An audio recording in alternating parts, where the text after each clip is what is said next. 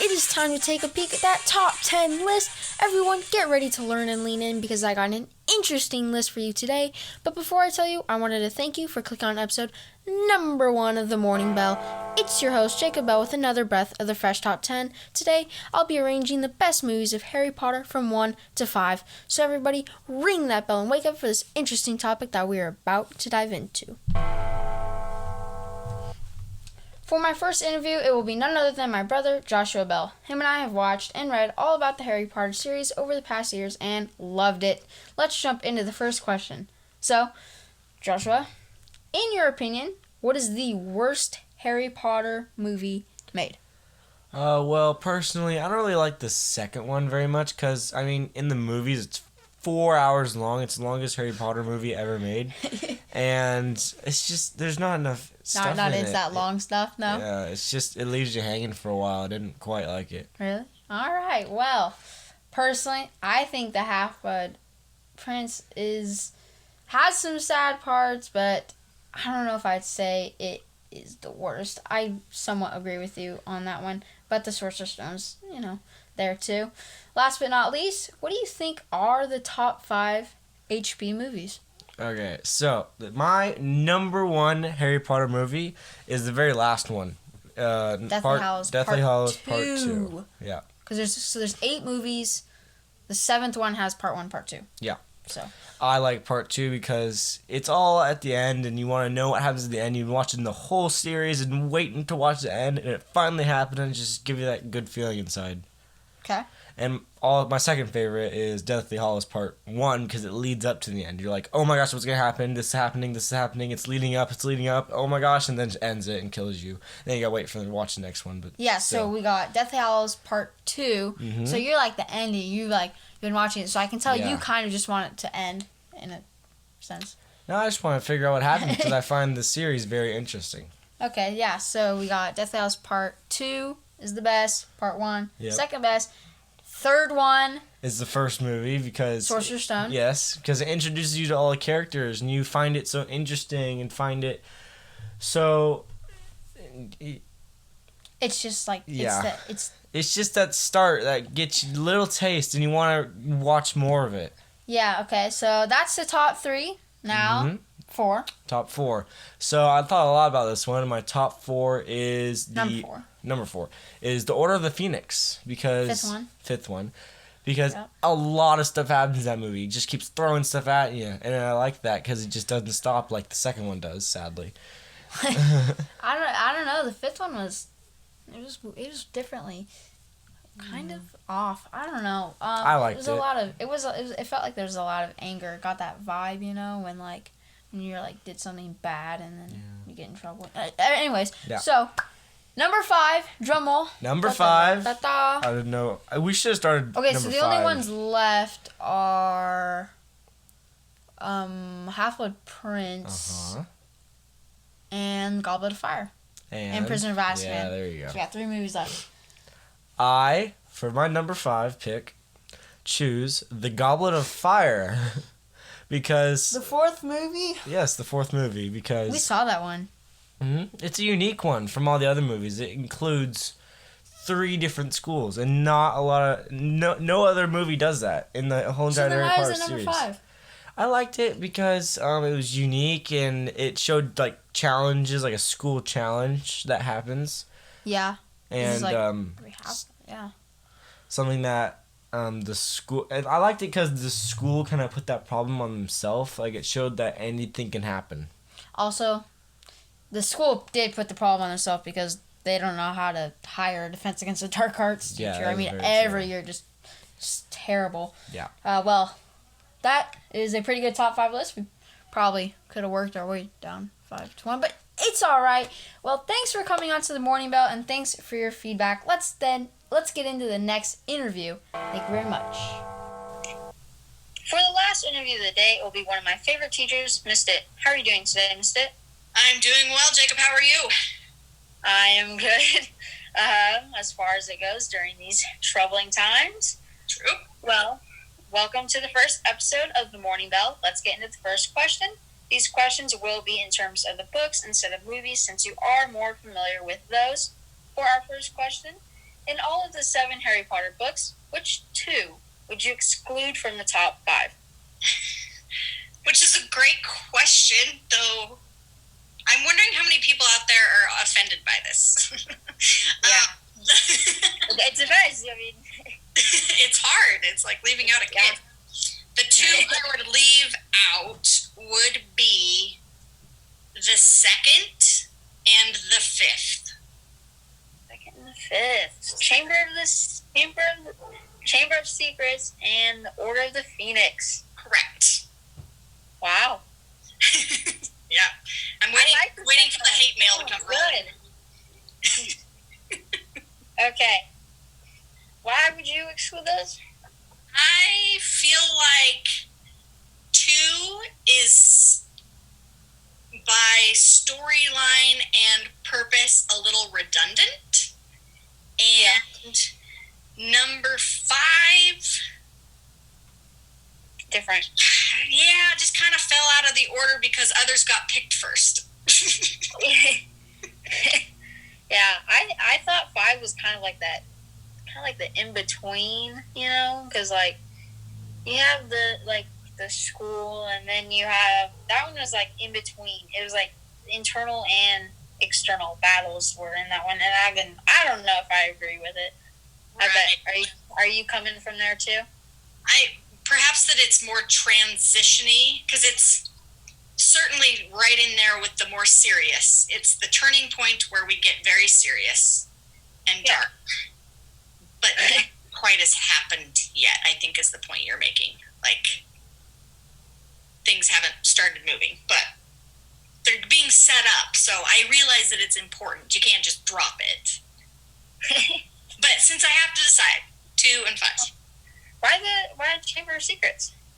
Chamber of Secrets, so the redundant thing, it just feels like that we don't learn a lot more about the characters themselves. Like, it feels a little bit more, not totally, obviously, but it feels a little bit more like some of the series books you read as a kid, where it's kind of the same formula, but just differently. Yeah.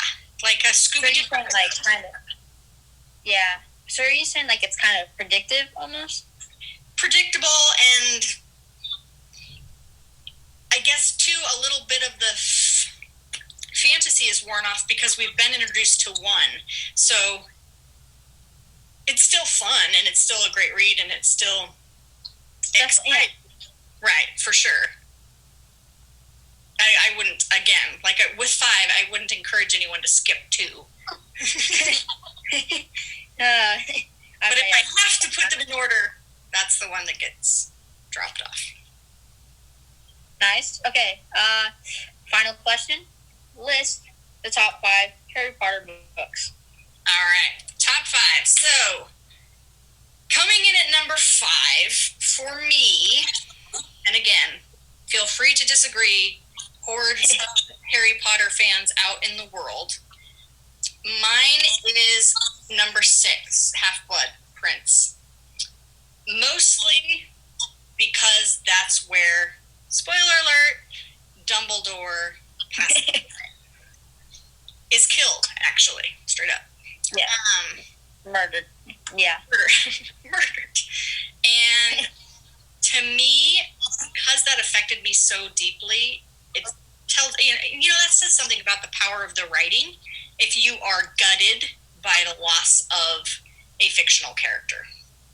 Yes, I think also when you said that, it's like the writing, it's powerful. I think J.K. Rowling probably every time somebody dies, it meant something. I think that's why it was so deeply affected. I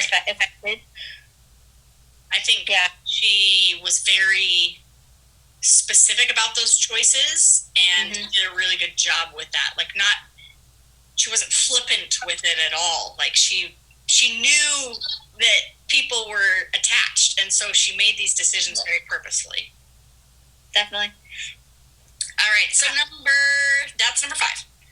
4. Number 4 is the 7th book, which I think a lot of people will disagree with. But my reason reason is because one, the battle, that like ultimate battle, good, evil, that takes up a lot of that book is just very good. And you have our traditional heroes, but then you have some dark horse heroes, and we suffer loss, but ultimately triumph. And then it kind of ties up the loose ends, and we see where everyone ended up. And I really like that wrap up.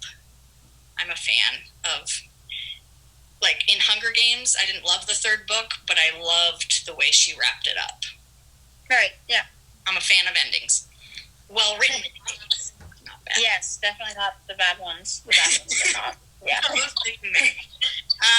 right, top three. Here we go. Top third is number 4. Now, number 4 carries a special place for me because I waited longer for it than I had 1, 2, and 3. Because by the time I read them, 1, 2, and 3 had already been out. They'd been released. You know, people had access to them. But I finished the third, I think, pretty close to when it came out. So you had to wait another couple of years before 4 was available. And when it finally was available, you know, I'm one of 6 siblings, and it was a popular book, and we only got one copy.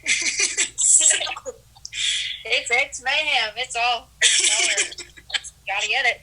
Exactly. So you had to not only find it, you know, someone had left it, or, you know, sign up for a slot, like it's my turn, and then you had to go hide somewhere so nobody took it from you. And you had to, like, hang on to it for, like, 2 to 3 weeks so you could actually read it. Like, you have to, and we were all, just voracious, like, churning through text, just trying to get through it. So I have good memories of that. And it's also a clear shift for Harry, because instead of just being a kid, you have a very clear, some call it teenage angst. I, you know, call it developmentally appropriate for what he's going through in his age, but just that it's dealing with some more serious themes, and the romances, the ball, is fun. The ball. These jealousies and all that, and that, Yes. So number 2, or second Top 2, here we go. my list is... Wait, what do we have left? What do we have? Sorcerer's Stone? We got Sorcerer's Stone left. And the Prisoner of Azkaban. All right. Azkaban. Drum roll right here. Which one takes the... And the runner-up is the Sorcerer's Stone. And the reason why is there's just no rivaling what she did with the first book, of creating a world and drawing us all into it and making it understandable. So often in fantasy, they've created such a big and complicated universe and world that it takes you a while to get into it, because it doesn't make sense. The names are weird, the circumstances are strange, and things like that. Yeah. I didn't experience that with her. Like, with Harry Potter, it was like a few pages and you were there. You understood the ins and outs and what mattered, and I love that. Me too. It just grabs you, and that's pretty rare. Yes. So obviously that leaves Prisoner of Azkaban first. Number 1. Go cop it, guys. It's a pretty good book. It's I love it. Right. I'll tell people they can call me out later if they want. They can. Yeah. Leave your thoughts in the comments. But I love it because it doesn't follow the same kind of formula as 1 and 2 necessarily. It's got a little more intrigue. It's got a little bit more widening of the universe as we understand some of the more complex things happening. And for me, it's where Hermione really shines, and Hermione's my favorite. So I'm biased. I thought she took on some pretty big challenges, and she did punch Draco Malfoy in the mouth, which, you know. That alone.